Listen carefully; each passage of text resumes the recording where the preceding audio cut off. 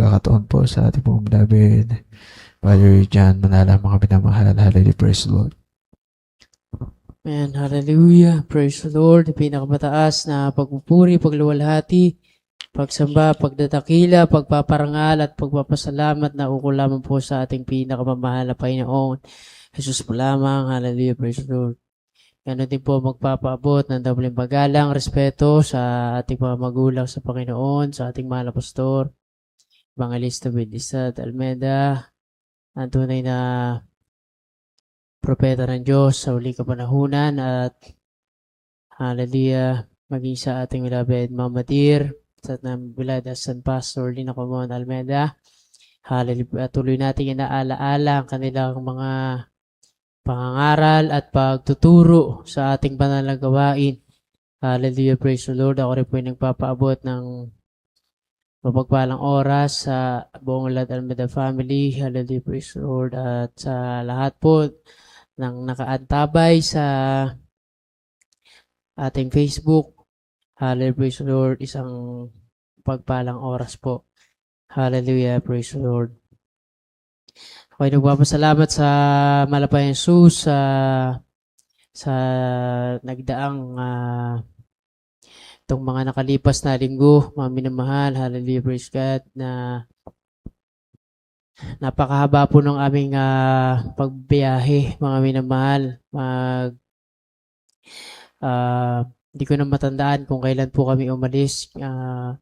Kalagitnaan ng July, hinatak po namin yung Delica dahil sira, mga minamahal. At yung naghatak po ay mas maliit na sasakyan. At dalawa rin po kami ng aking brother-in-law dun sa Delica. Talagang salo po namin lahat ng usok nung isang sasakyan, nung crosswind, mga minamahal. Grabe, napaka-usok. Yung 12 hours na biyahe namin na mula 4:30 ng hapon ng Huwebes, umalis kami dito. Dumating po kami ng mag-aalas 5 na ng madaling araw sa Marilao, na 6 hours lang dapat yung biyahe, mga minamahal. Hallelujah, niya ng pag-iingat ng mahal na Panginoon. Hallelujah. Hindi ko na rin matandaan yung mga naging biyahe namin. Hallelujah, talaga kung saan na kami natutulog, mga minamahal. Hallelujah, dahil nga kailangan ipagawa yung mga sasakyan. Hallelujah, dahil magkakaroon po tayo ng krusada sa Barangay Sengat, so Diben, mga minamahal. At nagkataon naman na tuloy-tuloy yung bagyo, yung ulan, yung habagat, mga minamahal. Hallelujah. At medyo ngayon lang talaga pumayapa ngayong gabi, mga minamahal, na hindi umulan. Kaya salamat sa Malapay na Jesus. Hallelujah. Tayo ay magpupuri sa Malapay noon. Wala tayong ibang tatawagan kundi ang Malapay noon. Tumawag tayo sa Malapay noon kahit anong panahon, kahit magandang panahon, kahit bumabagyo. Tumawag tayo sa Malapay noon. Hallelujah, na napakarami nating dapat ipagpasalamat sa ating Malapay noon. Hallelujah, nakakalungkot. Sobrang nakakalungkot talaga. Napakaraming dapat ipangaral, ituro, mga minamahal. Nakakalungkot talaga, mga minamahal. Sabi nga ni Apostol Pablo, bago bumalik ang mahal na Panginoon, bago dumating ang araw ng Panginoon, may malaking pagtalikod na mangyayari. Sinatawag na the great falling. Kaya nakakalungkot. Nakakalungkot talaga na huwag tayong mapasama dyan sa mga tatalikod, sa mga malalaglag sa ligligan. Kasi liligligin nga, mauuna ang bahay ng Panginoon, mga minamahal. Kaya panghawakan tayong lahat ng mahal na Panginoon Jesus. Hallelujah. Ipagtrabaho natin ang ating kanya-kanyang kaligtasan. Bahala po kayo. Kung hindi nyo po pahalaga ng mga salita na papakinggan ninyo. Hallelujah. Hallelujah. Praise God. Nakakalungkot na bagay, mga minamahal. Pero isang tiyak na bagay, katiyakan. Hallelujah, para sa mga Kristiyano na nagsusumikap. Ang malangit, makapiling ang mahal na Panginoon Jesus. Hallelujah.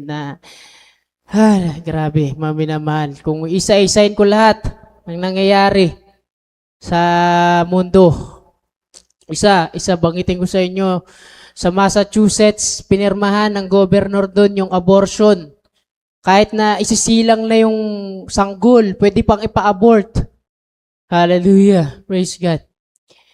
Talagang napakasama na ng panahon, mga minamahal. Ang mga bata, naliligaw. Hallelujah. Walang ibang mag-guide sa kanila, kundi po tayo na may alam na sa salita ng Diyos. Hallelujah. Praise God. Ako lang po ay mag-aalay lang sana. Hindi na sana ako magsasalita, mga minamahal. Praise God. Gusto ko lang papurihan ang mahal na Panginoon dahil halos lahat tayo ay nakaranas ng ubo. Mga minamahal. Sinasabihan nga nila ako na mukha na akong mamamatay.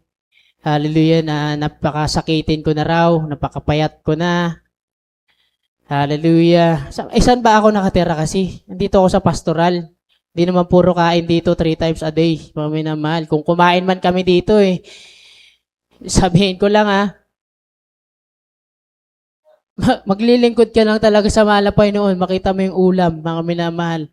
Hallelujah. Praise God. Titingin ka lang talaga sa mahal na Panginoon Jesus. Sa kabutihan ng mahal na Panginoon. Hallelujah. Yan ang buhay namin, manggagawa. Hallelujah. Ang mansion namin ay sa langit. Hallelujah. Praise God. Purihin ang ating pinakamamahal na Panginoon Jesus. Hallelujah. Kasama ko, aking kapatid, la Sister Girlie Manalang Anib. Galing po kami ng Baguio. Paminamahal, nagbiyahe kami. Napakalakas ng ulan. Salamat sa pag-iingat ng mahal na Panginoon. Napakadulas ng daan. Hallelujah. Pinag-ingatan kami. Dala-dala po natin yan. Pinag-pray natin na magkaroon tayo ng bagong keyboard. Ayan, mga minamahal. Pasalamatan natin, mahal na Panginoon. May bago tayong keyboard. Nakaraan, nagrereklamo tayo na ayaw nang tumunog ng mga ginagamit natin. Ang Diyos ang nagpo-provide, mga minamahalan dyan. Meron tayong bagong gamit. Pasalamatan natin sa mahal na Panginoon. Hallelujah. Praise God. Halik kami po yung mag-alay till the storm passes by. And praise the Lord. Hallelujah. Praise the Lord. Hallelujah. Praise God.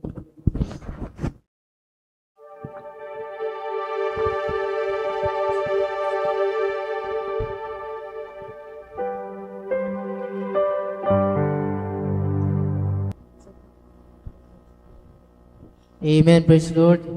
Isa pa po, mga minamahal, dahil bibihira lang po tayo magkakasama. Hallelujah. Praise the Lord. And praise the Lord. Para unti-unti rin po nating ma-record yung mga Tagalog, yung mga translation. Ito pa, may issue dyan, yung sa mga Tagalog songs. Hallelujah. Kung alam nyo, kung Facebook po kayo, yung mga translation kasi ng ibang church, mga minamahal, ay hindi naman natin maikaila. Ina-adapt din natin dito sa atin, mga minamahal. Kinakanta na adult choir, lalo yung mga Tagalog. Kaya ito po talaga yung nilapit ko na sa ating beloved Minister Wildy James, na sabi ko po, kung ano yung inaawit sa church natin, yung songbook, yung blue, yung melody of praise, yun po talaga, sinabi ko na, ito po, na-translate namin sa Tagalog, nung pandemic na pinagsumikapan. Hallelujah. Dahil nga, yung ibang lyrics ng ibang church, mga minamahal, minsan hindi natin nai-scan. Tas naaawit na kaagad natin dito, mga minamahal. Dapat, isa rin yan sa discerning spirit na taglayin natin na alam natin yung inaawit natin, mga minamahal. Dahil may mistake lang, error na one word. Magkakamali po yung buong thought ng kanta. Kagaya nga nung kinakanta natin sa Joyful na, for God's own Son would be the leading one. Yun yung tama, for God's own Son. Yung iba binabago, ginagawang, for God Himself.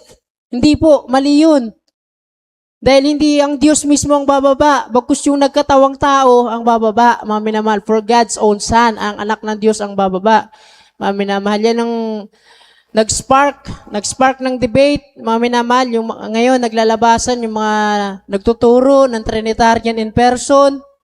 Makita nyo sa Facebook, kaya mag-ingat po kayo, mga minamahal. Sa pag-scroll nyo, baka yung sinishare nyo na pala, mga post ni Tete Lestay, yung mga sikat, yung mga may itsura na nangangaral na pastor. Baka magwapuhan kayo, ang pogi naman ng pastor na to. Trinitarian pala. Sinare nyo na yung video niya. Nadaya na kayo. Safe dito yung mga, yan, kagaya nila Nanay Rosita. Hindi sila babad sa social media, mga minamahal. Pero tayo na gumagamit, maging maingat po tayo, mga minamahal. Kaya nga sabi ko, gagawa natin ng PowerPoint yan, mga minamahal, para lahat yan maituro, may pangaral. Alam nyo bakit? Bakit nangyayari yan ngayon? Dahil malapit na po ang pagbabalik ng malapay noon.